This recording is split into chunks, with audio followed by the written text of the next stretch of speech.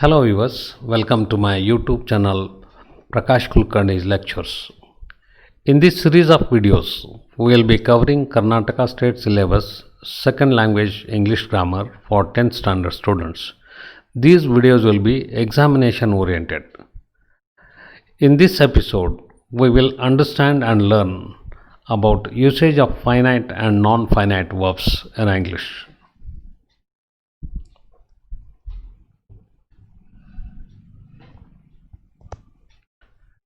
Verbs. Please remember, in English language there are varieties of verbs, but in this episode we are going to study finite and non-finite verbs. Now finite verbs means they indicate tense. Tense means only present or past tense only. There is no future tense in modern English. And opposite of finite verbs is non-finite verbs. That means they do not indicate present or past tense. Now this is most important chart. Please remember, lifelong, not just for 10th exam. Now the heading is primary auxiliary verbs or helping verbs, in bracket finite verbs. Now I have given three types of verbs: be verbs, first, second have verbs, third do verbs. Be present tense verbs are am, is, are, and was, were are past tense be verbs. In second one, have has present tense verbs, had past tense verb. Coming to third, do verbs, do, does present, or teach, teaches, it is a present tense, whereas past tense of do, does is did, and past tense of teach or teaches is taught. Now this is most important. Now I have given here examples for you to understand. Now first one is he is a teacher. When is there, it is present tense. Just you come to that side, she was a student. Here was is a past tense. Now here is and was are finite verbs. They indicate tense. In the second sentence, he has a car. Opposite to it, he had a motorbike. So here has is present, had is past tense. Coming to third sentence, he does homework. Does is present tense. He did his homework. Did is past tense. In the fourth sentence, he teaches English. Teaches, it is a present tense do verb, and he taught English. It is a do verb past tense. Now different forms of verbs are there in English. An action such as dancing. I have taken example of only dancing. Like that there are thousands of action verbs in English. Dancing can be described in different ways. Now you can see here a picture of Hema Malini. She is dancing. Now first sentence, Hema dances. So it is present tense. Hema is dancing. This is also present tense, because here try to know the difference between dances and is dancing. Dancing, it is a verb, is a word, and in the second sentence is dancing. So it is a helping verb, dancing is a main verb. Is dancing together, it indicates present continuous tense. And in the third sentence, Hema has danced. See, verb forms are changing. Now has danced, it indicates present tense. Has indicates present tense. Danced does not indicate tense in English. Hema will dance. Here will is a modal verb. Will dance is a verb phrase, and will is a present tense. Hema is going to dance.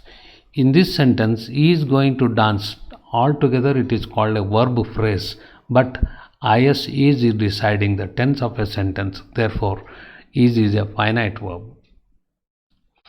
Hema should have danced. So here should have danced, it is a verb phrase. Now should indicates past tense. This way there are different forms of verbs in English. Now this is another most important chart for you to understand from the point of examination also. Now see different forms of action verbs. I have given first one is present. This present tense verb is also used as bare infinitive in English. that we named it as V1. V means verb form 1. Second, past tense, it is V2, verb form 2. Third one, past participle, V3. Present participle, verb form 4. To infinitive, verb form 5. In the examination, they are asking for 1 mark. So you have to underline or identify to infinitive, that is fifth form of the verb only. You have to select out of 4 multiple choice questions. Now let's come to examples here. The first one is dance, danced, danced, dancing, to dance. So this way a main verb or action verb has 5 forms. Second, play, played, played, playing, to play. Third, write, wrote, written, writing, to write. Fourth, speak, spoke, spoken, speaking, to speak. Fifth, cut, cut, cut, cutting, to cut. Sixth one is put, put, put, putting, to put. Please note here, first two, V1 and V2, verb form 1 and verb form 2, they indicate present and past. So at the bottom I have written finite verbs indicate tense, that is present and past. But when you come to past participle V3, present participle V4, to infinitive V5, they do not indicate any tense. Therefore, they are called as non-finite verbs in English. Now let's study more details about finite verbs. Finite verbs are verbs that change their forms when there is a change in the person, number, or tense of the subject. What is this person? In the first sentence you can see I dance. Here I, it is the first person. I, we is the first person. So I is the first person, whereas the next following sentence is she dances. Here she is the third person. Please remember, I, we is first person, you second person, he, she, it the third person. So now from first person to third person, when we changed, dance became dances. Second one, she dances, and opposite to this sentence is they dance. She, it is a singular, she is a singular, whereas they is plural. See, the verb form dances became dance. That means when we change from singular to plural, verb form changes. And in the third sentence, she dances. Dances is a present tense. So when we change from dance is a present and she danced. So danced is a past tense. It is mentioned in the bracket. So please note this, a finite verb changes in person, number and tense. That type of verb is called finite verb. Coming to non-finite verbs. So infinitives. Non-finite verbs do not change their form when the person, number or tense of the subject changes. Here I have taken example of to dance. Dance, danced, danced, dancing, to dance. Now I have taken example of fifth form of the verb. There are mainly 3 types of non-finite verbs: infinitives, gerunds and participles. Now in this example I have given, I wish to dance. Please note here, wish is a finite verb, to dance is a non-finite. Whereas in the second sentence, she wishes to dance. She is a third person. Now to dance remained as it is. From first person to third person, when we changed, the verb to dance remained as it is. There is no change in the verb. And in the second sentence, she has to dance. Now here she is a singular, has is a present tense, to dance is a to infinitive, and they had to dance. Has is present, had is past. Whereas even when you change from present tense to past tense, singular to plural, to dance remained as it is. So non-finite verbs do not change their form when the person, number or tense of the subject changes. And now in the third example you can see she is to dance. So here is a present tense, whereas in the other opposite sentence she was to dance. When we change from present tense to past, to dance remained as it is. Not non-finite verbs. We are studying gerunds. Already you know about non-finite verbs that do not change their form. Here I have taken example of fourth form of the verb dancing. Dance, danced, danced, dancing. I have taken fourth form of the verb. Here it is a fourth form of the verb, but it is used as a noun. So there are mainly three types of non-finite verbs: infinitives, gerunds, and participles. Now in this you are going to study ing form of the verb as a noun. Now in the first sentence, I wish dancing. Please don't have confusion. Dancing is not a verb, it is a noun here. So I wish what? Dancing. She wishes what? Dancing. So if you get answer to what, it is noun in English.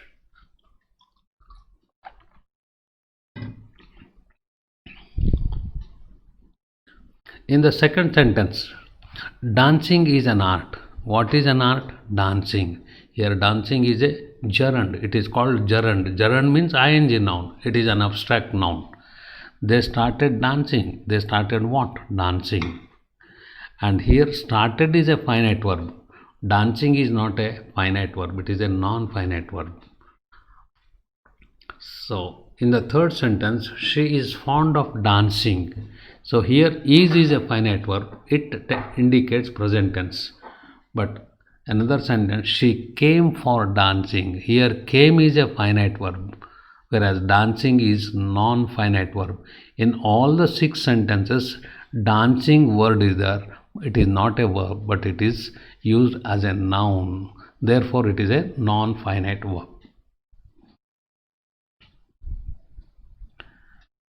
Coming to participle. Participles used as gerund or noun. Now present participle is the basic form of verb plus ing. It can also be used as a noun in which it is called gerund. If ing verb is used as a noun, it is called gerund. Now you can see here cooking, running, painting.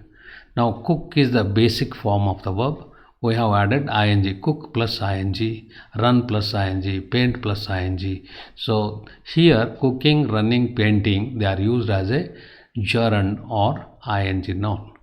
You can have a look at the photograph here. Cooking is an art. What is an art? Cooking. Here cooking is a non-finite and it is a verb used as a noun. In the second photograph you can see a person started running. Here started is a finite, running is a non-finite and it is a gerund or ing noun.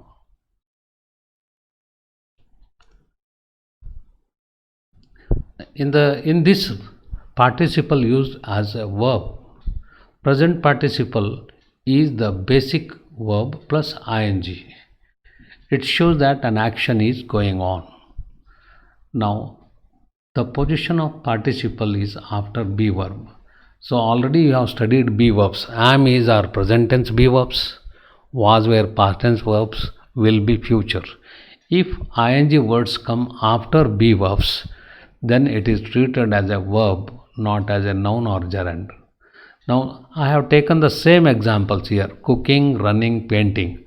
But in these examples, these verbs are taken as or used as verbs. Now see, in the first photograph, she is cooking rice. Here is a finite, cooking is non-finite. Here cooking is used as a verb, not as a gerund or ing noun. A person is running. Here is a be verb, running is a verb. That means action is going on. When we use ing verb in English, it indicates action of a person is going on. Okay. In this example, we have given participle used as adjective. So what is an adjective? An adjective is a word that describes a noun. For example, we say table. Table is a noun. You add heavy table, car, red car. So that is an adjective. Like that here, ing verb, fourth form of the verb, is used as an adjective to describe noun, and it is called verbal adjective. It can also be used as verbal adjective. Once again, I have taken the same examples of the verbs cooking, running, painting. Please don't have confusion. You can have a look at the video again and again and confirm yourself. Here, these three verbs are used as adjective. Now see the first picture. I want oil. I want oil. What kind of oil? Cooking oil. So here cooking, it is used as an adjective. It describes oil. In the second photographs, he took part in a race. In a race. What kind of race? Running race. So here running is an adjective. So this way in English, ing form of the verb is used as an adjective. Now here you have got a small exercise. Now study these sentences carefully. Try to identify, study the finite and non-finite verbs in the sentences. F means finite, NF means non-finite. Now let's come to first sentence. She does not want to waste time watching TV. Now please remember, does not want to waste watching. There are three types of verbs. The first one, does not want, indicates finite. To waste, it is a fifth form of the verb. Waste, wasted, wasted, wasting, to waste. So here in the examination, if they ask you to underline to infinitive, please underline to waste only. But whereas coming to watching TV, here watching is used as an adjective. It describes TV. So therefore, always the first verb is finite verb, then remaining will be non-finite verbs. Second, the dog wagged its tail to show its happiness. In this, the dog wagged. So wagged, it is a simple past tense. It indicates finite verb. Its tail to show. To show is a to infinitive. It is a non-finite verb. In the third sentence, I went to the market with my father to buy some clothes. Here I went, go went. So went is the second form of the verb and it is a finite verb. And coming to buy is a to infinitive and it is a non-finite verb. In the fourth sentence, have you ever wanted to live in another country? So have wanted, actually have wanted, it is a finite verb. To live is a to infinitive and non-finite. Non-finite means it does not tell tense.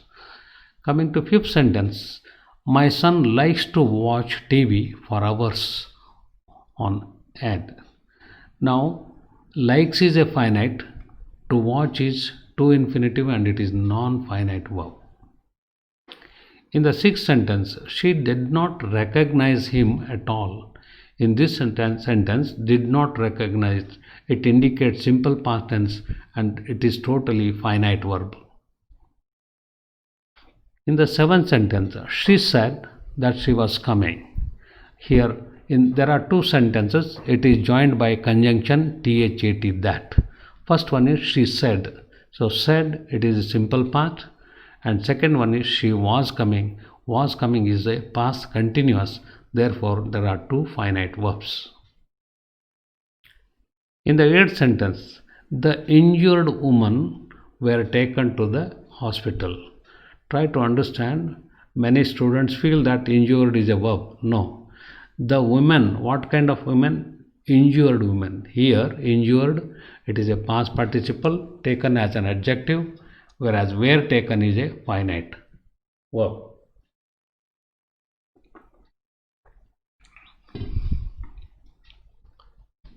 In the ninth sentence, I want you to finish the job before you go home. So I want is a finite, to finish is to infinitive, the job for you, go home. So here again before is a conjunction, After conjunction, there is a new sentence. You go home. Therefore, go is a finite verb. And in the final sentence, mother is baking a fresh batch of pastries. Here, is baking, present continuous, and only one finite verb is there. Please remember, children, if they ask you to underline two infinitives, you write two infinitive, that is 2 plus basic form of the verb in the examination. Generally, there will be 1 mark for this. Thank you for watching. Please like and share the video. Subscribe to my channel and press the bell icon to get updates on new videos. Thank you once again.